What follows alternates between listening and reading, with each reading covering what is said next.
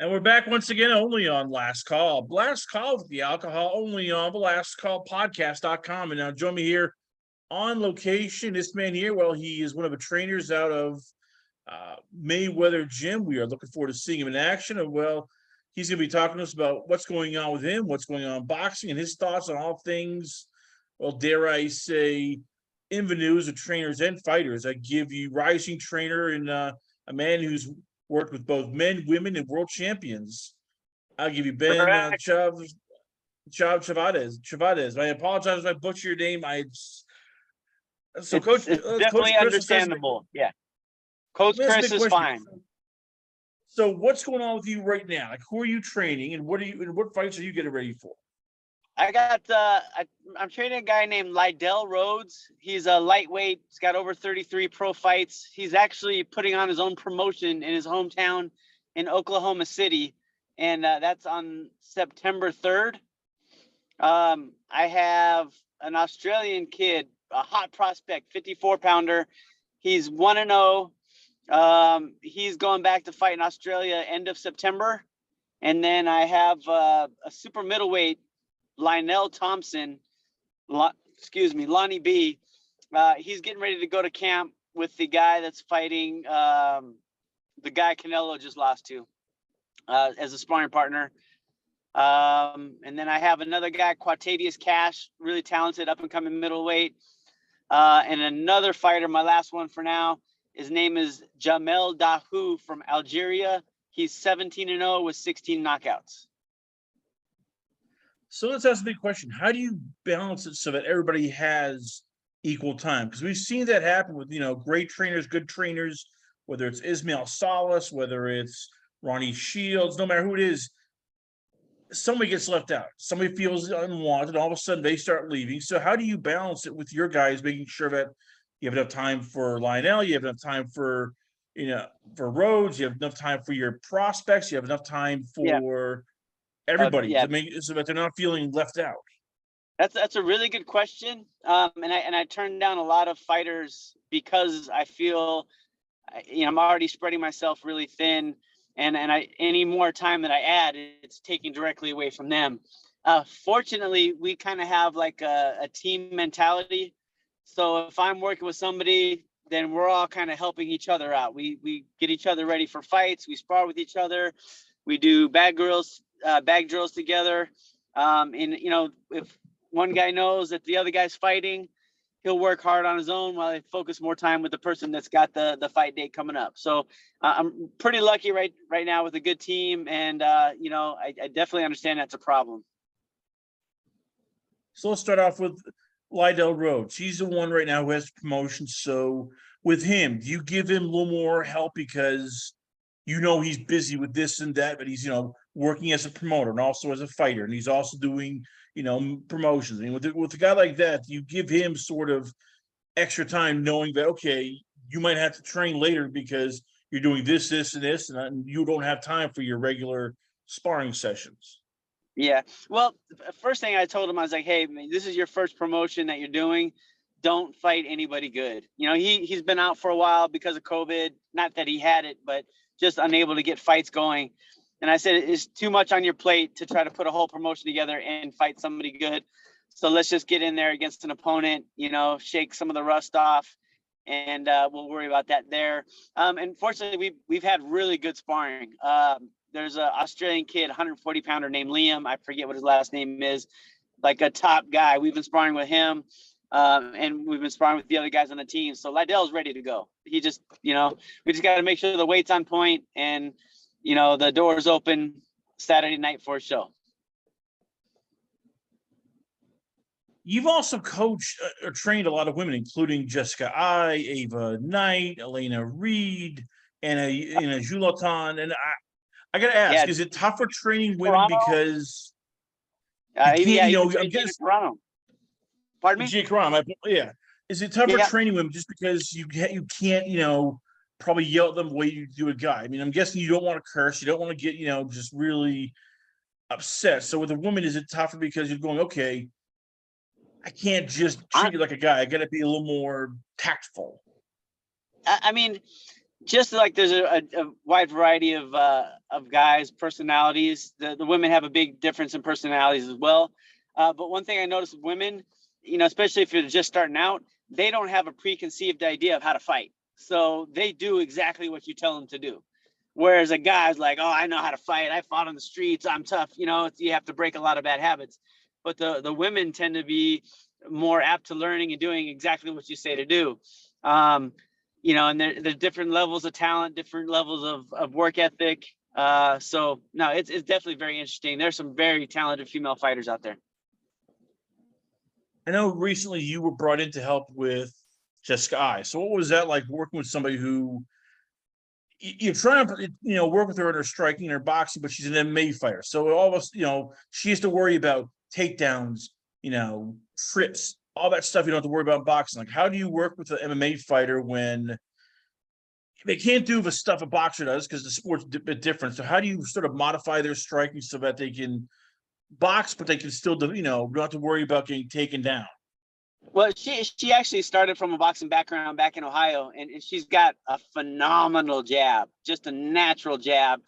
And we try to base everything off that. If like somebody's trying to take her down, they have to get past her jab. If she wants to take somebody down, we work off of the jab. Yeah, you're right. There's definitely modifications that you have to make in MMA as opposed to boxing, but there is really a whole lot of stuff that meshes together and flows from boxing and fighting in general. Just like wrestling is different than MMA because you're getting kicked and punched, but there's so much of wrestling in MMA that it just kind of meshes together and fits. Jessica's the first MMA UFC fighter I worked with a while. I just been kind of stuck in boxing gyms. It's unfortunate the one fight we lost, and I should know the girl's name. But I totally thought we got robbed. It was the judges just got fooled by some blood from a headbutt. Oh, so take me into modern training now, because used to be back in the day, guys would, spar a lot more. They would be basically sparring like 12 rounds, 15 rounds, even, sometimes 30 rounds in a camp. Now a lot of fighters are focusing more on less sparring, more working on technique, working on jab. How do you balance it, especially with everything we know now about brain trauma, CTE, to want to keep the fighter as fresh as possible? Like, how do you balance it so that they get the sparring they need, but they're not getting too much sparring, they're not getting beat up too much in camp? Yeah, it's funny. Some of my guys, I could put them in a gym, and with a week of sparring, their timing's back. And then some of the other guys, it takes a few weeks. It takes many rounds of boxing, and all of a sudden, man, they're at a level you didn't even think they could be at just from the repetitive sparring. And it's hard to balance it. You can't. There's no one size fits all. It's not a cookie cutter kind of thing. So I gotta push my guys and kind of see how they respond. Some need more sparring, some need less. Some push themselves so hard, so I got to back them down. And then other ones, they need to be pushed a little harder. So what got you into this in the first place? Like, what made you decide to become a boxing trainer, which it's not a glamorous job? I mean, for every Freddie Roach who's famous, there's a bunch of these guys like yourself who just, you're working with people, you're hustling, you're training, you're being part therapist, part, trainer, part father figure. Like, what made you decide to do this in the first place? As a kid, I have a bad hip, and growing up, I had a lot of physical issues, but I was always into martial arts, but I never was able to do it just because of my hip. And I kind of I started working as a personal trainer at a gym that had some boxing guys doing some classes there. And one day they just invited me in. As Mitch Halpern, who was a boxing referee. He's no longer with us, but he's the one that did Tyson Holyfield, Trinidad De La Hoya. He invited me into boxing, and I fell in love with it, and that's where it all started. And I kind of ended up incorporating the boxing into my personal training, and then eventually I started getting fighters asking me to hold mitts for them. And I'm thinking, man, I never fought. Why am I doing this? So I made up my mind to do some amateur fights. I figured if I'm going to stand in the outside of the ropes and tell somebody in there what to do, I need to go in there and do it myself. So even with my fused hip and my orthopedic problems, I did a couple amateur fights. I felt it would be helpful. A guy named Skipper Kelp and we started the UNLV boxing team. It's a collegiate boxing with the NCBA, National Collegiate Boxing Association. We coached the team to national championships in I think 2006. It was the first time a non-military academy won the national title. And then from there, just started getting in with the pros and, kind of became more of a passion. Right now, you're part of the Mayweather boxing club. So how does that work? Because you've worked with a lot of his guys, from Ronald Graville to Lydell Thompson, Lydell Road, Ahmed Abiali. I mean, how did this all come about, and what is it like working for the Mayweathers? Well, I was personally working for Floyd for a while. I never was coaching him, and make that clear. I'm not claiming that, but he brought me in, and Leonard Ellaby brought me in to do some strength conditioning stuff for their guys because I kind of had a boxing background. And Floyd, I have to say, he always bent over backwards to accommodate me for everything, took care of me more than I would have ever even asked. I'm not really there at the gym that often anymore, just because they're not open the times I need to be to have gyms open. But I still help out with Ava Knight. She's still signed to Mayweather Promotions. And Lydell Thompson, kind of one of their guys. I've helped Badu Jack for fights. I've helped Jalen Love for fights, and some of the other guys. But Floyd specifically bent over backwards for me. It was such a cool guy to work with. And, some amazing things I saw. Probably I was in the gym for 6, maybe 7 of his fight camps. And it was amazing to witness it. The old saying, trainers unfortunately are hired to be fired. We've seen it with guys like, as I mentioned before, Ronnie Shields. We've seen it with even guys like Freddie Roach. Anthony Joshua's fired people. Manny Robles led Andy Ruiz to world title, and then after one fight, he gets fired. How tough is that, knowing that when things go bad with the fighter, you'll be blamed, whether it's right, whether it's wrong. A lot of the time it's wrong. You're the guy that everybody goes, well, we need to change trainers. He needs to do this. You gotta fire somebody, and usually it's a trainer. Yeah. One thing I learned, one of the easiest things in boxing to do is stand on the outside and criticize somebody on the inside. I don't know what went on in Joshua's camp. I don't know. Did he show up all the times he was supposed to show up? Did he do all the rounds he was supposed to do? I don't know. With Manny, did Andy Ruiz take it seriously? Did he think he was just going to beat him easy? So I find it more difficult to criticize the trainer. Like I tell my guys, I was like, look, there could be 10 trainers and we could all be telling you to do the same thing, but you're not going to change it. It's not going to happen until you're the one that makes it happen. And so I just focus on being a rock for the fighters, being somebody they could trust, being somebody that they know I always have their best interest in mind. And then, just find people that are excited to learn something new. And it's worked out so far. I'm still knocking on the door, waiting for that big breakout opportunity. Once you get that big world champion, then, a lot of the other fighters want to come train with you. That maybe happen someday. There's a lot of dues you have to pay, but we're working hard. How tough is that, getting that guy, especially when, as you said, you don't have the name yet? And it's weird because, for years, most people knew Ismail Salas was a good trainer. He didn't become famous until, Ordenis Ugas showed up, and then all of a sudden, presto changeo, people want to see him. Same thing with, even Ronnie Derek Shields James. At one point. Same thing. Yeah, Derek James. I mean, how tough is it, getting these guys when they are all looking, go, oh, well, we want a sexy name. We want this guy, or we want, the guy who, our posse or our manager or our promoter has, suggested. Well, the 2 guys you brought up, Salas and Derek James.